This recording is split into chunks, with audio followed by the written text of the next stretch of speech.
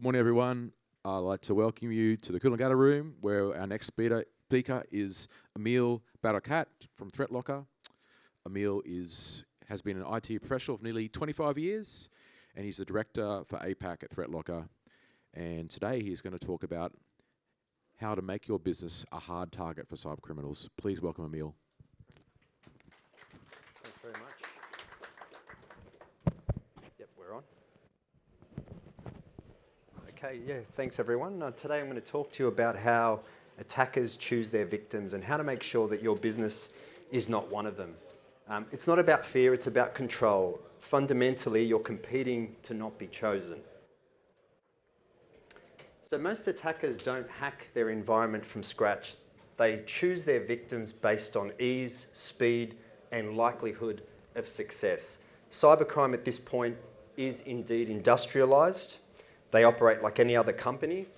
We have examples of nation states, but ultimately they don't hack, they select. They've got a list of options, a menu of options, list of organizations that they can and will choose.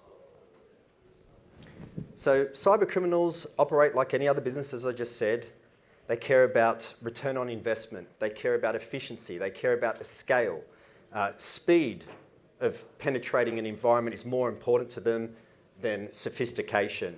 Now, emotion, revenge, prestige, they rarely factor in. Something like 60% of new malware samples that we review have some form of AI tool-related activity within them. That's the effect, or the flow-on effect, I should say, of the AI boom. And you know, we're seeing that they've either helped generate the malware to begin with, or they've either improved it. Now, you can see by this graph that that's only accelerating. Another thing that's accelerating is the total cost of cybercrime. The total cost of cybercrime is accelerating. Last year, we were sitting at about $10.5 trillion in the global community, with the trajectory forecasted to hit about $15.6 trillion by 2029. Back in 2018, it was $600 billion, around 0.8% of global GDP. So you can see that that's quite extreme. Now, when I say total cost of cybercrime, I'm talking about insurance premiums, financial losses, the cost of business downtime, the cost of recovery, and so forth. That whole total cost of cybercrime to the global community. Now, the core question, the real question isn't, can we be hacked? The question is, why would an attacker choose us instead of someone else? Attackers prefer environments without control. So we have to look at how targets are selected. Now, internet exposure is a huge problem. Ports exposed to the internet. All you need to do is go onto Shodan. You go onto the Shodan website, you'll not only see ports that are exposed, but you will get to see specific localities, right? You'll see what sort of ports are open, RDP, CCTV, webcams. So there's a lot of vulnerability, there's a lot of targets there for an attacker to choose and select you from. Every piece of software that you allow to run in your environment increases the surface area of attack. Every port that you allow open in your environment increases the surface area of attack. Scan your network. You might find a port that you or someone else opened 5 years ago that everyone seemed to have forgotten about. That there is a vulnerability, no doubt. As I said, they don't hack from scratch. They will often go onto the dark web, couple $100, they'll purchase a list of credentials. All we need to do is think back 2024, a large TV streaming provider had over 5 million records hacked to the dark web. And we're seeing the remnants of that. We're seeing the flow-on effect of that. We see attacks where they go to hack domain admin passwords, etc. And it's in the vicinity of logs are showing us tens of thousands of attempts. That low-hanging fruit rather than hundreds of thousands or millions of attempts, which is more typical with, you know, starting from scratch. Okay? Default configurations are obviously a huge problem because they're unchanged. and weak endpoint controls as well. But we're going to talk about that as we move on. So what does easy look like? It's probably more obvious than you think. Machine, able to run any software on it. It might even be able to run a remote access tool on it. I can tell you, if a remote access tool can run on a machine that you're using or one of your staff members is using, that's got weak endpoint controls. Little to no visibility as to what's happening on that machine. It may or may not be able to run admin. Now, it is indeed a myth. I've said this before. It's a myth for anyone that thinks that you need to be logged in as an administrator to be able to run malware. Malware will run under normal user context. So you certainly don't need to be an admin, although being an admin allows the attacker to obtain a more permanent foothold into the environment. Okay, so you can run admin on this machine. So you can run any software, logged in as an admin, and then in addition to that, it's running an EDR or AV tool.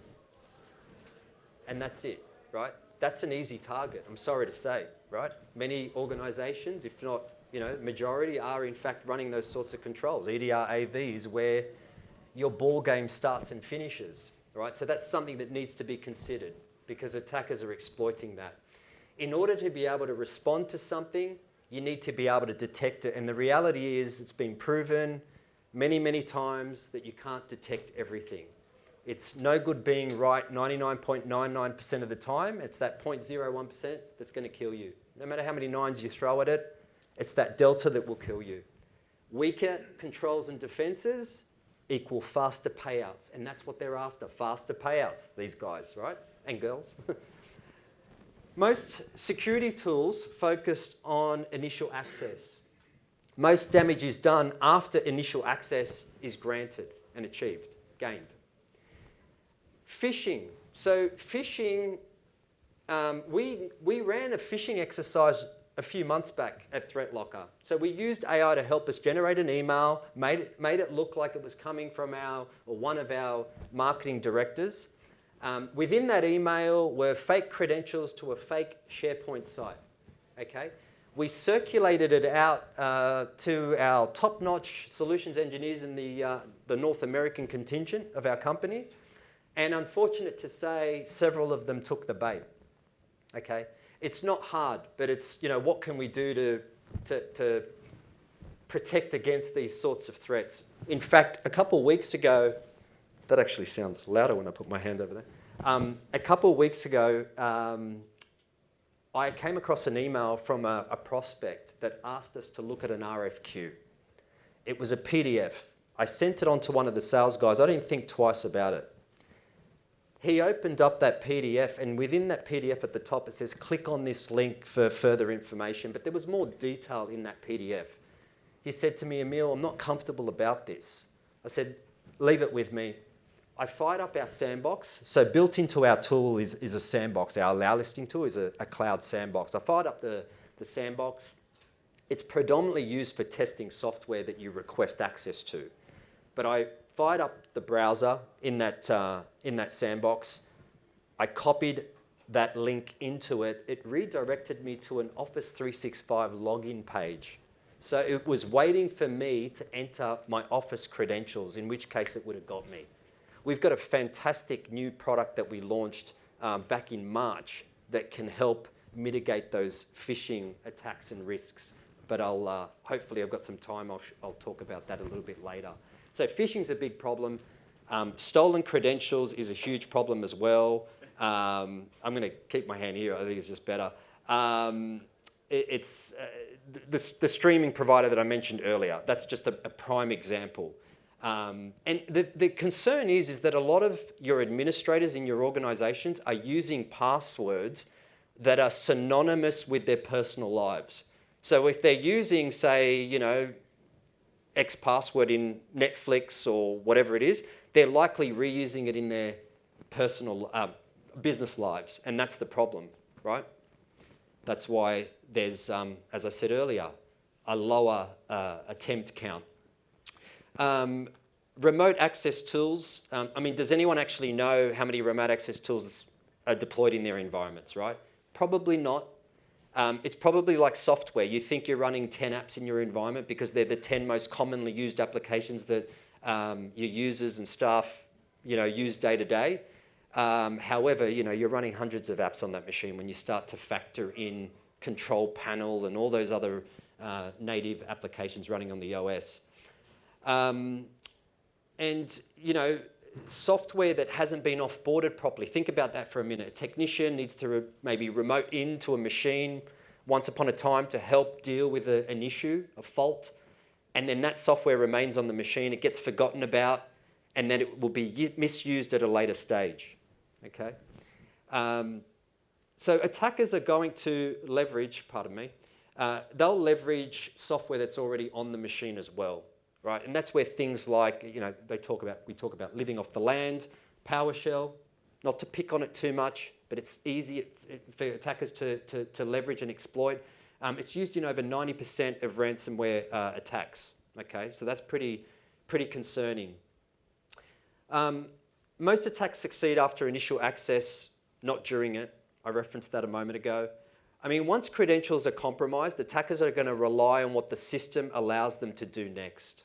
Okay, so it's up to us to ensure that that system is as locked down as possible, but of course still giving the end users the freedom to do what they have to do day to day on that machine.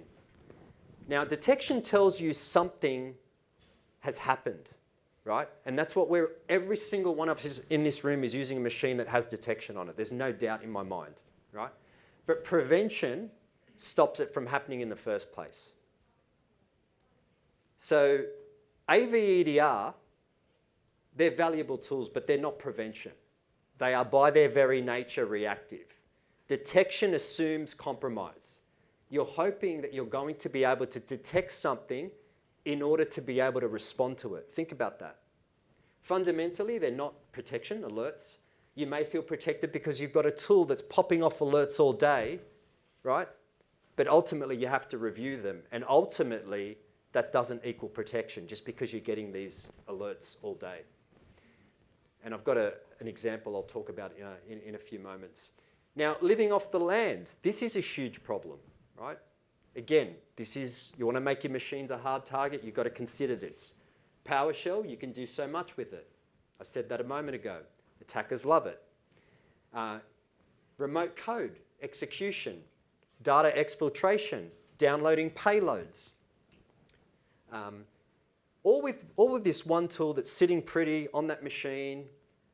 You're not going to think twice about it. It's really hard to detect the misuse of it. At ThreatLocker, we've got a data exfiltration script. If you go to threatlocker.kb.help, you type in rubber ducky, you'll be able to download that data exfiltration script. Now, we've been calling EDRs out for a number of years with this script, okay?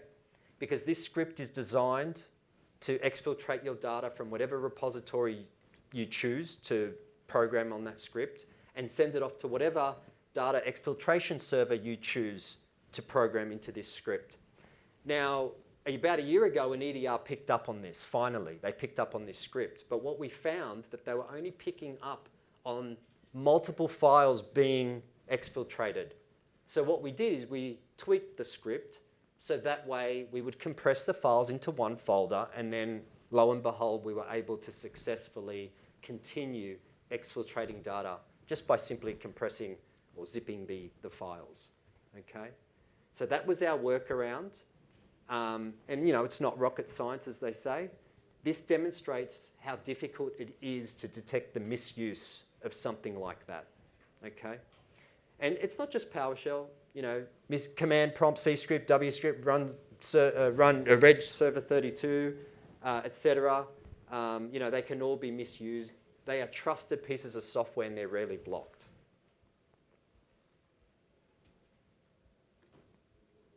Okay.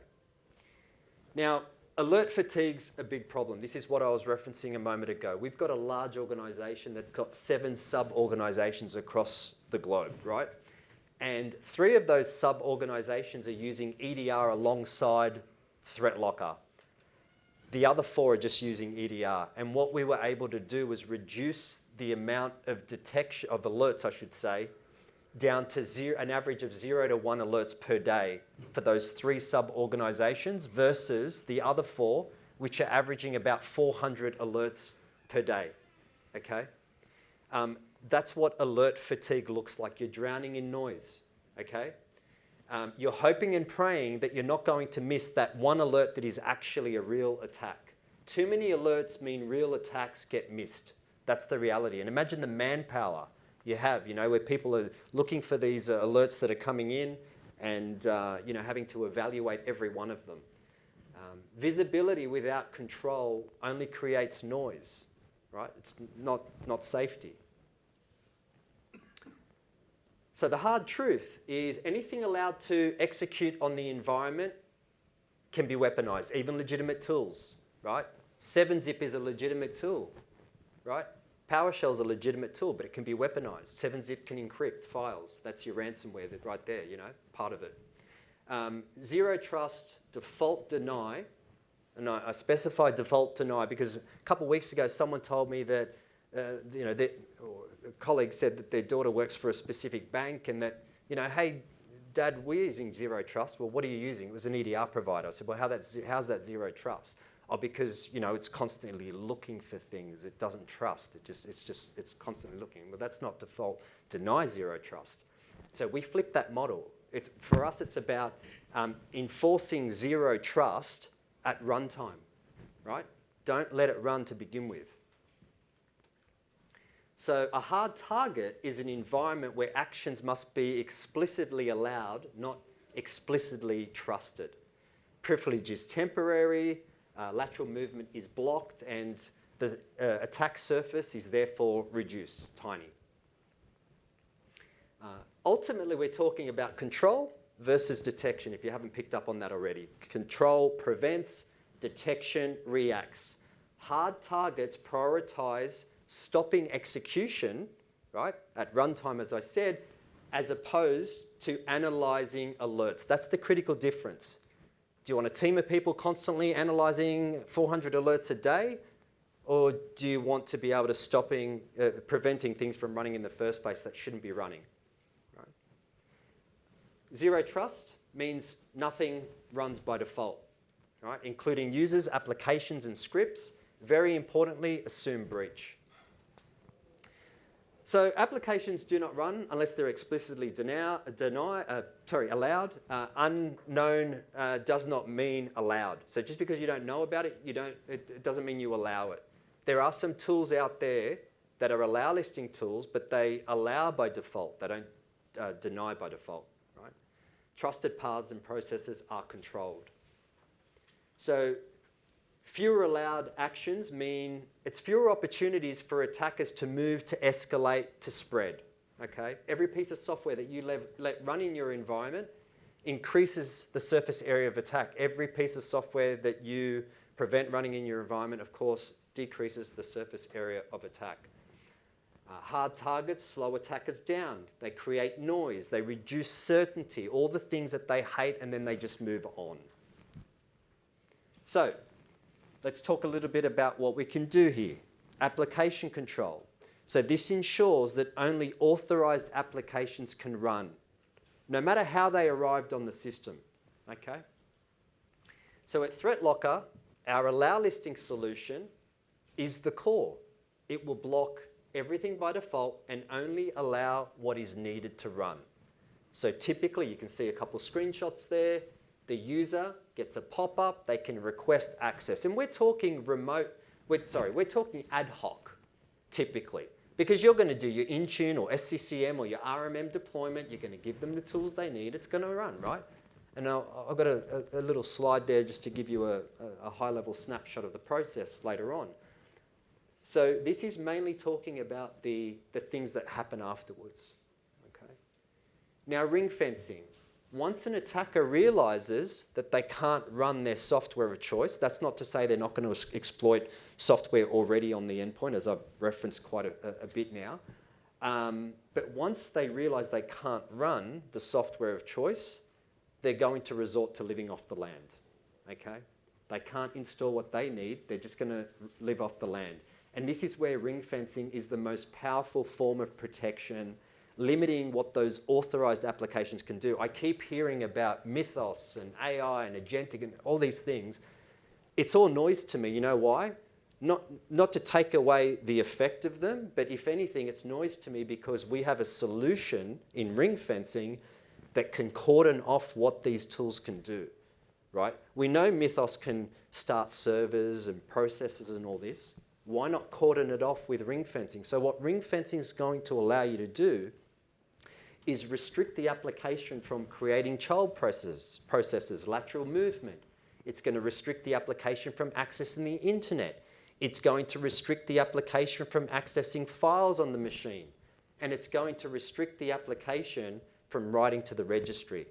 And if you think about the dangers that AI may impose more and more as it gets smarter and smarter and it's starting to do things itself without you having to prompt it, right? That's the whole agentic AI play. This is where ring fencing is going to be extremely powerful more than ever, okay? All right, privileged access management. So we all know it's a good idea to take away admin rights, but once you do that and someone does need admin rights, it becomes a pain, right? So they'll have to, make a phone call, log a ticket, you'll have to remote in. What we can do here with this just-in-time access is they can request access to whatever piece of software they're trying to run as an administrator. And once again, in that same fashion, you can decide whether you want to permit it. You can permit it for a specific period of time. You can permit it permanently. You can elevate just that specific software or process. You can elevate the entire machine for maintenance, but you're able to do that at your call. And there's a full audit trail as well. Just keeping a track of time here. There's a full audit trail of all this activity on the machine. Storage control. So storage control gives you complete visibility of what's happening in your environment with regards to reads, writes, moves, and deletes. You can control how folders, repositories, even file types are accessed within the environment. If you don't want anyone creating a macro file and being able to save it, you can do that with storage control. They will not be able to save a macro, or they can only save it in a specific folder on the machine. If you don't want users being able to read or write to a USB storage device, unless it's a specific one by serial number that you've seeded to them, then you can prevent that. If you're running virtual machines, Hyper-V, it's a good idea to ensure that only Hyper-V can talk to the VHD file that it's seeding from. You don't want VHD files to be accessible via any other tool, Explorer, PowerShell, Command Prompt. Why? Because an attacker can exploit that. They can unmount the VHD, they can remove the security tools off of it, remount it, and then use access to that folder to exploit, to that server to exploit that server, or make their way onto the rest of your environment.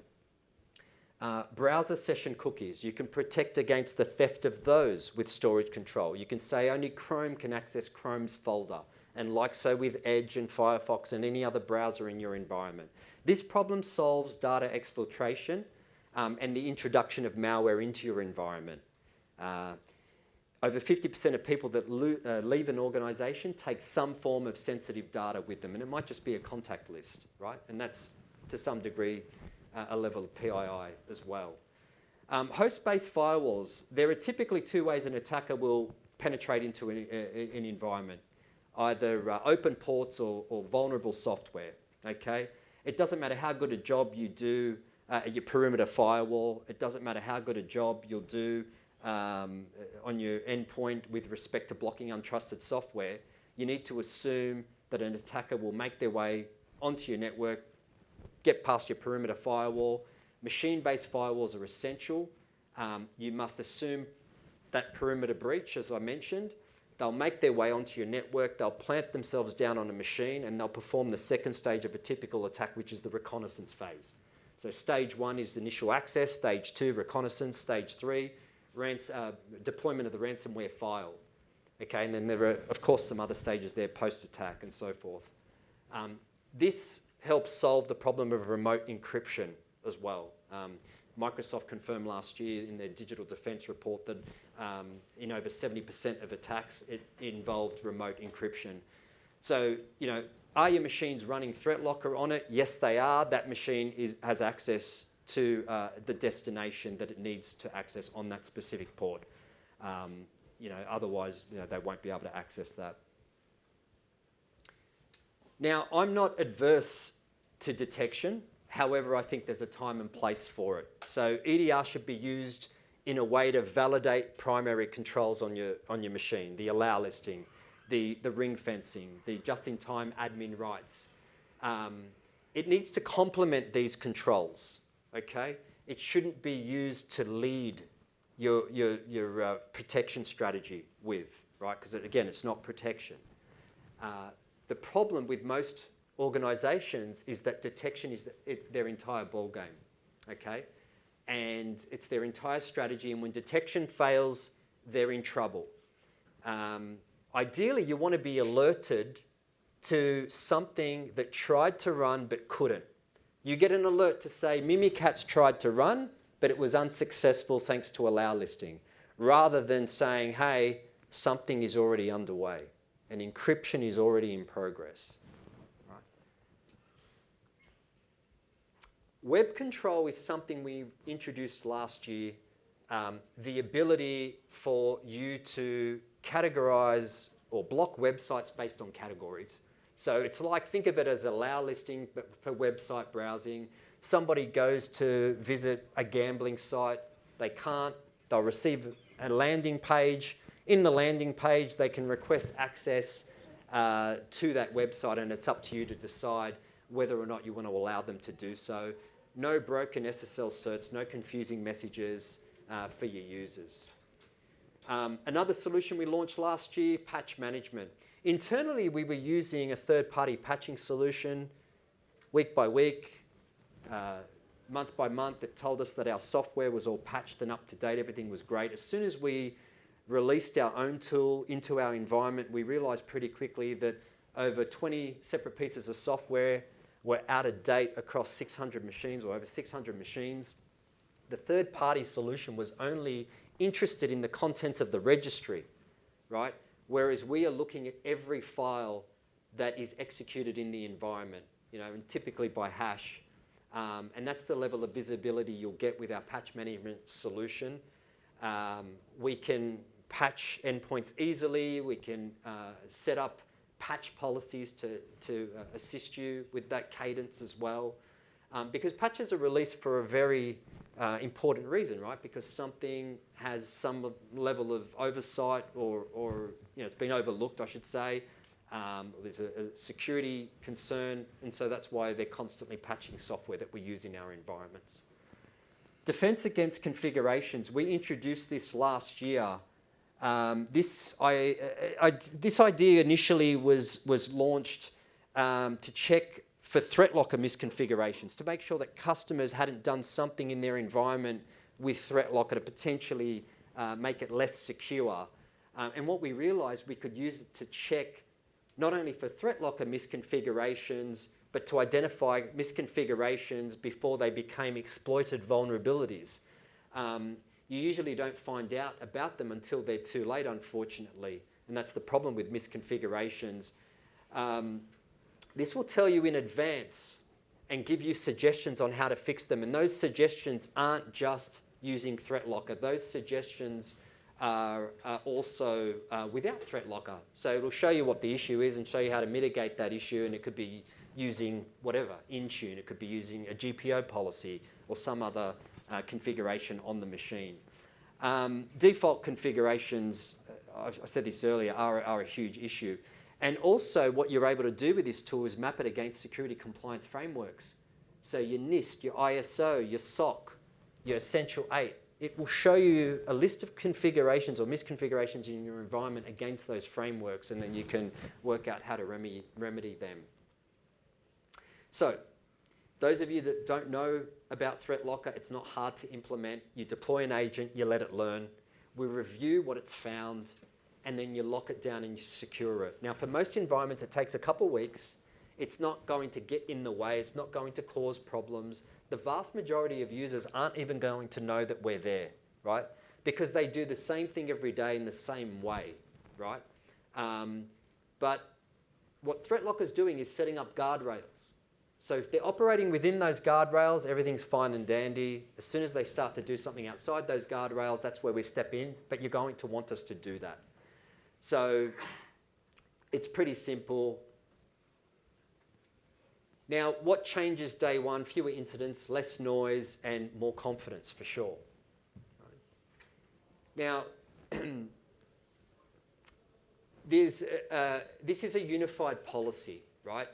It's one agent, it's one portal, it's a single pane of glass. I know that sounds a bit cliche these days, and I'm not about cliche, but that's the reality. It's not 15 different products, 15 different portals, various agents causing your machine to run slowly, right? Something we certainly don't want. Security should be about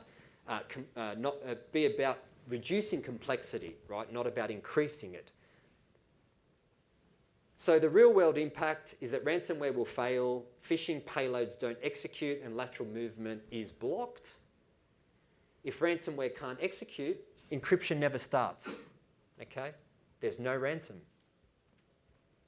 Now, just as we wrap up, let's remember the true costs of a breach. Positions can become untenable. People lose their positions, unfortunately. Share prices can tank. Cyber insurance premium goes up. Your company brand takes a reputation can get dragged through the mud, and then, will you regain trust, right? Last year in the UK, Jaguar Land Rover thought they had the best of breed protection. We know that because we spoke to them, and it wasn't until they got hit. They had to take the UK plants offline for 5 weeks. They had a loss of £485 million. Total economic damage to the UK, £1.9 billion, and that actually shifted their GDP, as extreme as it sounds. Right? So you just need to be harder to attack than the next company, right? As I said, they select, right? The perspective, you've got two friends being chased by a bear. One stops to put on their shoes. The other says, why are you doing that? You're not going to outrun the bear. I don't need to outrun the bear. I just need to outrun you.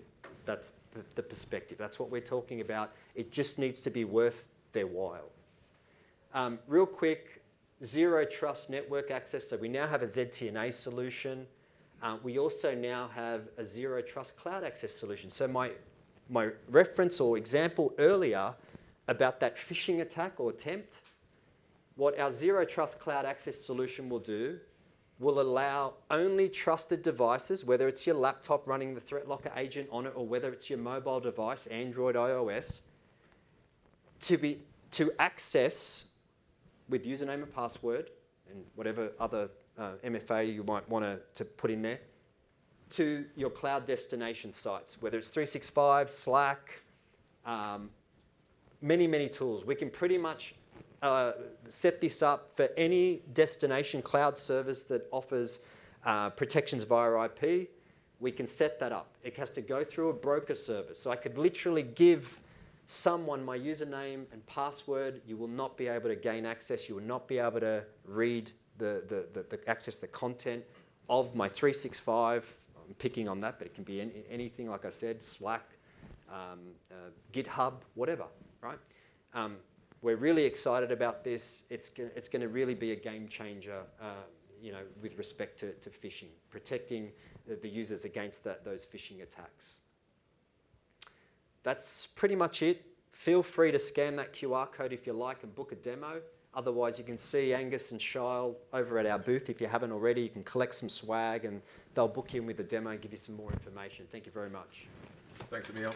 Here's a little gift from Offset. Thanks very much, Dave. I was going to say, obviously, the next question, a lot of people taking photos, except they're obviously interested, so you've already answered. How would you find out more about it? Try it out. Go down to the booth. So, yeah, please thank ThreatLocker again for sponsoring here at Offset, and Emile for his great talk. Thank you very much. And you're around.